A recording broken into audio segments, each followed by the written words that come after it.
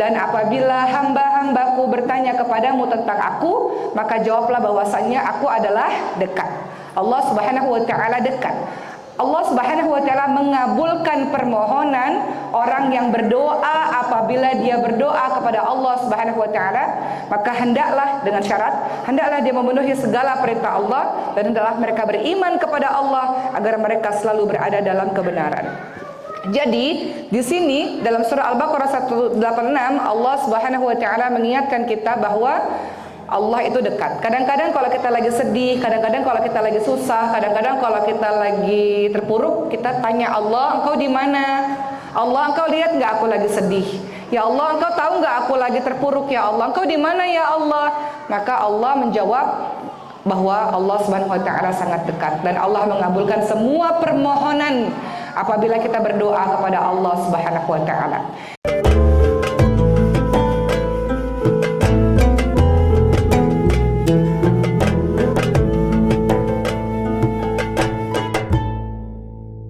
Jadi hari ini tema kita akan membahas mengenai doa di bulan suci Ramadan. Kita sudah banyak sekali membahas perkara ibadah-ibadah yang kita bisa jalankan di bulan suci Ramadan. Kita sudah membahas banyaklah perkara Ramadan. Hari ini khusus Uma ingin bahas mengenai bagaimana kita memanjatkan doa di bulan suci Ramadan. Doa-doa itu mustajab, dikabulkan oleh Allah di bulan suci Ramadan. Mari kita bahas perkara doa teman-teman semua. Kita lihat dulu dalam surah Al-Baqarah 186. Dalam surah Al-Baqarah 186 Allah Subhanahu wa taala berfirman, A'udzubillahi minasyaitonir rajim. Bareng-bareng. Wa idza sa'alaka 'ibadi 'anni fa inni qarib ujibu da'watad da'i idza da'an falyastajibu li wal yu'minu bi la'allahum yarshudun. Dalam surah Al-Baqarah 186, teman-teman perhatikan ayat ini. Ayat ini menarik karena letaknya di antara perkara-perkara tentang puasa bulan suci Ramadan. Uma bacakan dulu artinya dalam surah Al-Baqarah 186 kata Allah, dan apabila hamba-hambaku bertanya kepadamu tentang aku, maka jawablah bahwasannya aku adalah dekat. Allah Subhanahu wa taala dekat. Allah Subhanahu wa taala mengabulkan permohonan orang yang berdoa apabila dia berdoa kepada Allah Subhanahu wa taala, maka hendaklah dengan syarat, hendaklah dia memenuhi segala perintah Allah dan hendaklah mereka beriman kepada Allah agar mereka selalu berada dalam kebenaran. Jadi di sini dalam surah Al-Baqarah 186 Allah Subhanahu wa taala mengingatkan kita bahwa Allah itu dekat. Kadang-kadang kalau kita lagi sedih, kadang-kadang kalau kita lagi susah, kadang-kadang kalau kita lagi terpuruk, kita tanya Allah, engkau di mana? Allah, engkau lihat nggak aku lagi sedih? Ya Allah, engkau tahu nggak aku lagi terpuruk? Ya Allah, engkau di mana ya Allah? Maka Allah menjawab bahwa Allah Subhanahu wa taala sangat dekat dan Allah mengabulkan semua permohonan apabila kita berdoa kepada Allah Subhanahu wa taala. Yang menariknya teman-teman semua, kalau kita lihat itu Al-Baqarah 186. Kita lihat dulu deh di atas-atasnya di satu halaman itu. Dalam surah Al-Baqarah 183 kita naik ke atas sedikit. Bunyinya apa? Tentang Ramadan. Bunyinya apa? A'udzubillahi minasyaitonir rajim. Bareng-bareng. Ya ayyuhalladzina amanu kutiba alaikumusiyam kama kutiba alal ladzina min qablikum la'allakum tattaqun. Sebelum ayat Al-Baqarah 186 yang membahas tentang perkara doa, satu halaman itu di 183 berbicara tentang kewajiban berpuasa agar kita mencapai derajat takwa. Ayat berikutnya Al-Baqarah 184 itu membahas tentang ayyamam ma'dudat dan seterusnya, faman kana minkum maridun aw ala safarin fa'iddatun min ayyamin ukhar dan seterusnya. Itu membahas mengenai rukhsah ya, orang-orang yang mendapatkan keringanan. Kemudian Al-Baqarah ayat 185 itu membahas tentang Al-Quran. Apa bunyinya? A'udzubillahi minasyaitonir rajim. Syahrul Ramadan alladzi unzila fihi al-Qur'an hudan lin-nas wa bayyinatin minal huda wal furqan dan seterusnya. Barulah ayat dilanjutkan dengan tentang doa. Setelah ayat tentang doa, selanjutnya ayat tersebut Al-Baqarah 187 itu membahas mengenai dihalalkan bagimu pada malam hari puasa bercampur dengan istrimu. Jadi Al-Baqarah 186 ayat tentang doa diapit oleh ayat-ayat yang berhubungan dengan puasa di bulan suci Ramadan. Artinya apa? Kalau kita lihat Ibnu Katsir rahimahullah, teman-teman semua menerangkan bahwa hal ini menunjukkan anjuran memperbanyak berdoa di bulan suci Ramadan. memperbanyak doa di bulan suci Ramadan. Sebelum kita bahas tentang memperbanyak doa di bulan suci Ramadan, maka Uma ingin menyampaikan beberapa manfaat dalam berdoa. Apa sih manfaat atau faedah kita dalam berdoa kepada Allah Subhanahu wa taala? Pertama, manfaat dalam berdoa adalah kita tahu bahwa doa huwal ibadah. Doa itu adalah bagian dari ibadah, bagian dari ibadah. Doa-doa yang kita panjatkan itu nggak ada yang sia-sia karena doa itu bagian dari ibadah. Jadi manfaat dari berdoa adalah berdoa itu bagian dari ibadah. Kedua, doa itu mencegah berbagai macam bala dan bencana.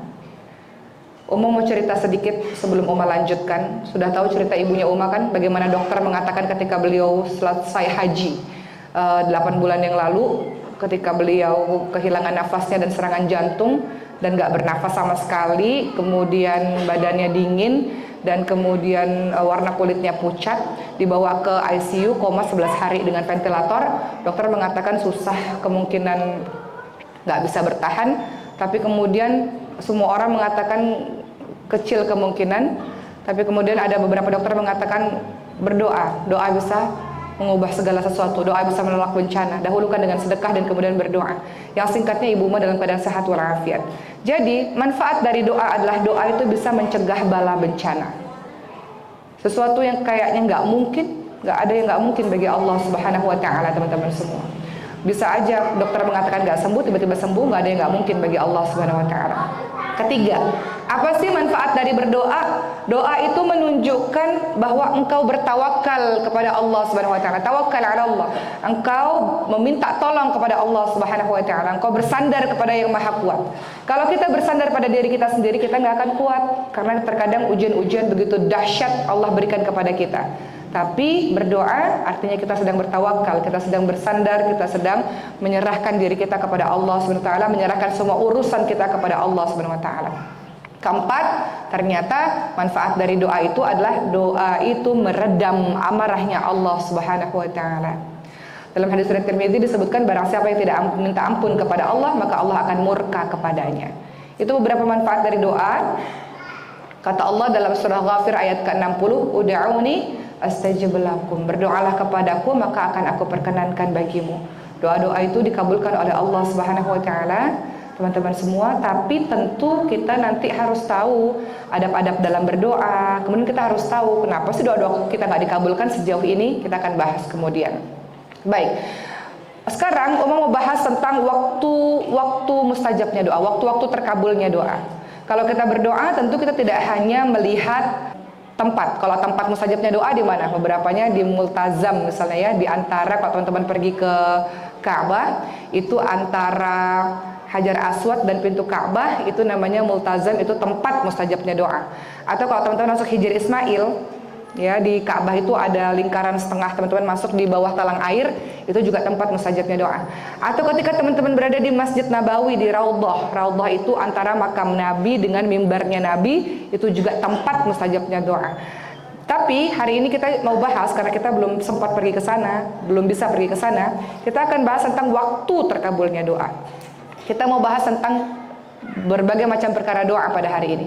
Waktu terkabulnya doa kapan? Ini Ramadan, Masya Allah teman-teman semua. Waktu terkabulnya doa salah satunya adalah waktu sahur.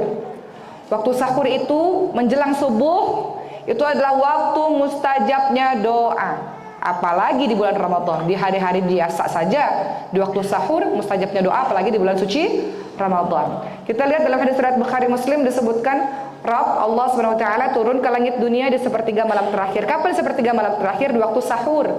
Jadi bangun lebih awal. Kalau kita tahu sekarang subuh itu 4.45 kalau nggak salah, atau 4.50 kurang lebih. Berarti luangkan waktu sejam sebelumnya untuk kita bangun, untuk kita berdoa, barulah kita makan sahur. Sahur tentu saja yang sunnahnya adalah diakhirkan sahur.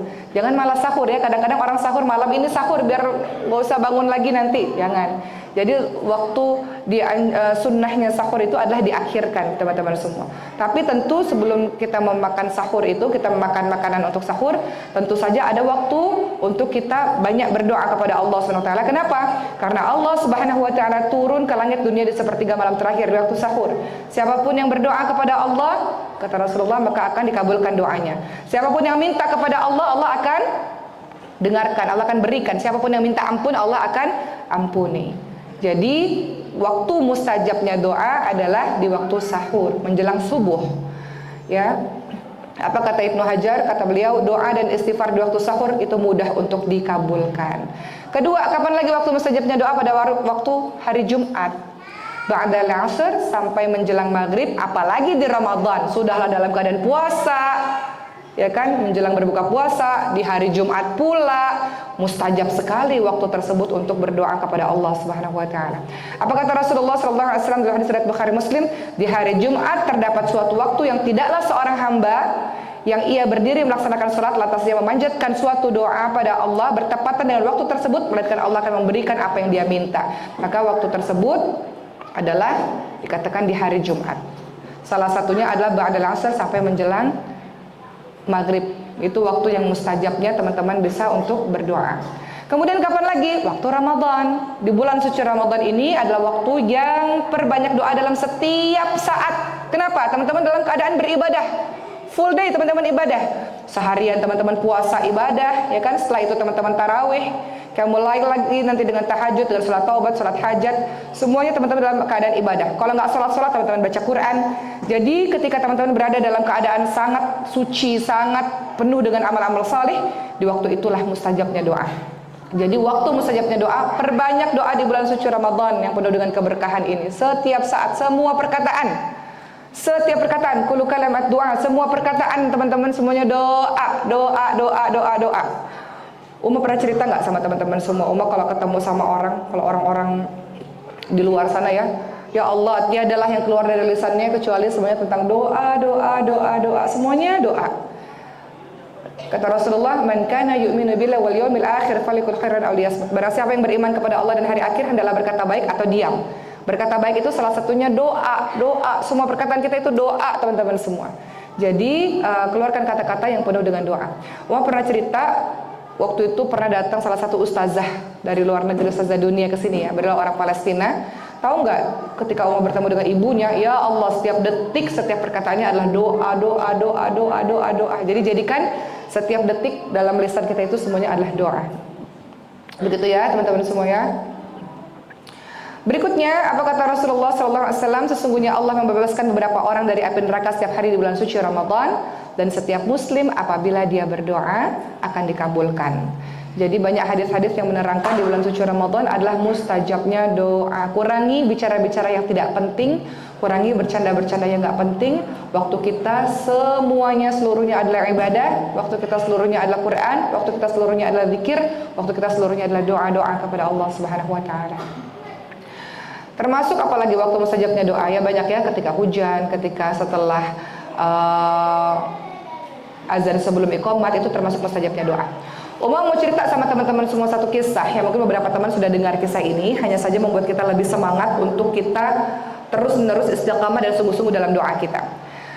Dikisahkan pada saat zamannya Nabi Musa alaihissalam, ada seorang perempuan, ingat Nabi Musa itu bisa bicara kepada Allah SWT, ya kan? Ada seorang wanita mengatakan kepada Nabi Musa, "Nabi Musa, aku sudah lama menikah, tapi aku tidak dikaruniai anak, wahai Nabi Musa, tolong sampaikan kepada Allah." Hujan ya? Allahumma shayyiban nafi'an. Amin amin ya rabbal alamin. Tolong sampaikan kepada Allah, aku ini tidak punya anak, aku ingin punya anak. Tolonglah bilang kepada Allah agar Allah berikan aku anak. Maka Nabi Musa yang mendengarkan penjelasan wanita ini lalu berdoa kepada Allah Subhanahu wa taala. Kata Nabi Musa, "Ya Allah, ada seorang perempuan datang kepadaku ya Allah dan berharap agar memiliki seorang anak." Maka Allah Subhanahu wa taala langsung menjawab apa yang diutarakan oleh Nabi Musa alaihissalam. Apa kata Allah Subhanahu wa taala? "Wahai Musa, perempuan itu aku takdirkan mandul selamanya. Tidak akan ada seorang anak pun yang mampu lahir dari rahimnya," kata Allah Subhanahu wa taala. Maka pada akhirnya beberapa hari setelah itu Nabi Musa bertemu dengan perempuan tersebut, dan Nabi Musa alaihissalam menjelaskan, "Telah aku sampaikan keinginanmu kepada Allah Subhanahu wa taala, namun Allah menakdirkanmu menjadi perempuan yang mandul dan tidak bisa memiliki keturunan," kata Nabi Musa kepada perempuan tersebut. Maka perempuan itu sangat kecewa, dan kemudian kata perempuan tersebut, "Sampaikan lagi kepada Allah Subhanahu wa taala wahai Nabi." Tapi lagi-lagi Nabi Musa tetap mendapatkan jawaban yang sama dari Allah Subhanahu wa taala bahwa perempuan itu ditakdirkan mandul. Apa yang terjadi berikutnya teman-teman semua? Beberapa tahun kemudian Nabi Musa bertemu lagi dengan perempuan tersebut dan perempuan tersebut sudah membawa anak. Kira-kira anaknya siapa? Anaknya siapa? Kata Nabi Musa alaihissalam, siapa anak ini? Anak saudaramu atau anak siapa? Kemudian perempuan tersebut mengatakan, ini adalah anakku. Kemudian Nabi Musa alaihissalam tentu saja terkejut. Oleh Nabi Musa alaihissalam berkata kepada Allah subhanahu wa ta'ala, ya Allah, bagaimana mungkin perempuan ini memiliki seorang anak sementara engkau menakdirkannya mandul ya Allah? Kemudian apa kata Allah subhanahu wa ta'ala? Wahai Musa, hambaku ini, perempuan ini tidak henti-hentinya berdoa siang malam setiap hari berbulan-bulan bertahun-tahun lamanya tiada putus asa berdoa memanggil-manggil namaku. Dia berdoa agar ia bisa mendapatkan keturunan. Kemudian dia terus-menerus tanpa henti dengan penuh kesabaran dia memuji-mujiku setiap saat, maka akhirnya aku kabulkan doanya karena kasih sayangku lebih dari ketentuanku. Maka di sini kita bisa lihat teman-teman semua, apa yang sudah digariskan oleh Allah Subhanahu wa taala bisa saja diubah oleh Allah Subhanahu wa taala bila kita yakin dan terus berdoa kepada Allah Subhanahu wa taala. Sesuatu yang kelihatannya nggak mungkin. Wallahu alam, teman-teman semua, ketika dokter-dokter mengatakan keadaan ibu pada saat itu tak bisa bertahan ya, karena kasusnya sangat berat. Kalaupun bertahan mungkin pakai alat, kalaupun bertahan mungkin cacat, itu kata dokter. Walaupun dokter mengatakan ada sih sebagian kecil mukjizat, mungkin keajaiban tiba-tiba sembuh, tapi wallahu alam, berdoa saja pada Allah. Maka tidak ada yang menyangka, seorang pun tidak ada yang menyangka bahwa ibu sehat. Berenang kesana kemari sama, kadang-kadang ngajak teman-teman berenang ya kan. Mau berangkat ke umrah juga, insya Allah bersama dengan beberapa teman maskal Hufaz di tahun ini. Masya Allah. Begitu pula dengan kita semua, jangan pernah berhenti putus asa dalam berdoa kepada Allah Subhanahu wa taala. Teman-teman ingat kisahnya Nabi Zakaria alaihissalam. Nabi Zakaria alaihissalam itu ditakdirkan istrinya juga mandul ya kan, sudah tua renta istrinya. Kemudian Nabi Zakaria alaihissalam juga sudah tua renta. Tapi apa kata Nabi Zakaria alaihissalam dalam surah Maryam ayat keempat, teman-teman lihat kata beliau apa? Ini menjadi semangat buat kita untuk betul-betul dalam berdoa. Jangan kita putus asa dalam berdoa, jangan berhenti dalam berdoa sehari pun. Kadang-kadang kita ngerasa ya Allah Engkau gak dengarkan doaku, lalu kita malas sebentar lagi Allah kabulkan doa kita. Apa kata Nabi Zakaria dalam surah Maryam ayat 4? Kata Nabi Zakaria, ya Tuhanku, sungguh tulangku telah lemah dan kepalaku telah dipenuhi uban, dan aku belum pernah kecewa dalam berdoa kepadamu ya Tuhanku. Itu doa puluhan tahun, akhirnya Allah takdirkan anak. Kita selama ini doa baru berapa tahun? Mungkin baru setahun, mungkin baru 2 tahun, mungkin baru 3 tahun, ya kan? Lalu kita ngerasa Allah gak dengerin doaku. Nabi Zakaria alaihissalam doa puluhan tahun, kata Nabi Zakaria alaihissalam, rambutku sudah putih, tulangku sudah lemah, tapi aku belum pernah kecewa dalam berdoa kepadamu. Apa artinya teman-teman semua? Artinya doa sampai akhir. Teman-teman tahu mau cerita, tuh di belakang ada Sulaiman tuh, ya. Ada Sulaiman anak pemain keempat. Untuk anak-anak baru yang bergabung di Maskal Hufaz mungkin nggak tahu kisahnya Sulaiman. Kalau teman-teman lihat nanti hari Ahad teman-teman buka handphone, teman-teman lihat aja apa kelainan Sulaiman itu, ada kelainan langka 1/30.000. Namanya sindrom Prader-Willi. Untuk teman-teman yang baru bergabung mungkin nggak terlalu tahu, jadi mau ceritakan lagi kisah ini. Kalau teman-teman lihat di Google atau di YouTube gitu ya tentang sindrom Prader-Willi. Sindrom Prader-Willi itu apa sih? Sindrom yang nggak tahu rasa kenyang itu apa. Jadi teman-teman bersyukur kepada Allah, teman-teman punya rasa kenyang, karena dengan rasa kenyang teman-teman berhenti makan. Coba bayangin teman-teman berada dalam keadaan lapar setiap saat, gimana rasanya? Itu yang dirasakan oleh anak-anak dengan Prader-Willi syndrome, sama seperti Sulaiman. Apa rasanya? Bahkan kalau teman-teman lihat di YouTube, dia bisa aja ngambil makanan di tong sampah, dia ambil di jalanan, dia ambil, saking dia lapar. Orang lapar gimana? Ya kan? Banyak sekali, sebagian besar malah mereka mengunci dapurnya, mengunci kulkasnya, karena anak itu bisa ngambil semuanya dia makan, semuanya karena kelaparan. Itu yang disebut sebagai sindrom Prader-Willi. Banyak sekali bacaan-bacaan yang mengatakan anak ini kakinya kecil, tangannya kecil, tidak bertumbuh dan sebagainya. Nggak ada yang nggak mungkin bagi Allah Subhanahu Wa Taala, teman-teman semua. Tentu meminta doa dari teman-teman Maskal Hufaz pada saat itu sampai hari ini. Dan teman-teman lihat, alhamdulillah hari ini Sulaiman walaupun suntik tiap hari, walaupun ambil darah 3 bulan sekali mesti terus bolak-balik ke rumah sakit, tapi dia dalam keadaan sehat, ya kan? Jadi kalau teman-teman lihat Sulaiman makan-makan terus ya memang karena itu sindromnya ya, dia akan makan-makan terus, makanya harus dibatasi. Tapi nggak ada yang nggak mungkin. Umar ingin mengatakan pada teman-teman semua, nggak ada yang nggak mungkin. Jangan kehilangan harapan, jangan putus asa. Teman-teman berdoa kepada Allah Subhanahu Wa Taala, apapun nggak susah bagi Allah Subhanahu Wa Taala. Menurut orang-orang lain, menurut manusia mustahil, menurut Allah Subhanahu Wa Taala nggak ada yang mustahil. Umar membuktikan itu setidaknya 2 kali dalam kehidupan Umar, perkara Sulaiman dan perkara ibunya Umar. Dan Umar yakin kalian punya kisahnya masing-masing. Jangan pernah berputus asa dalam berdoa kepada Allah Subhanahu Wa Taala.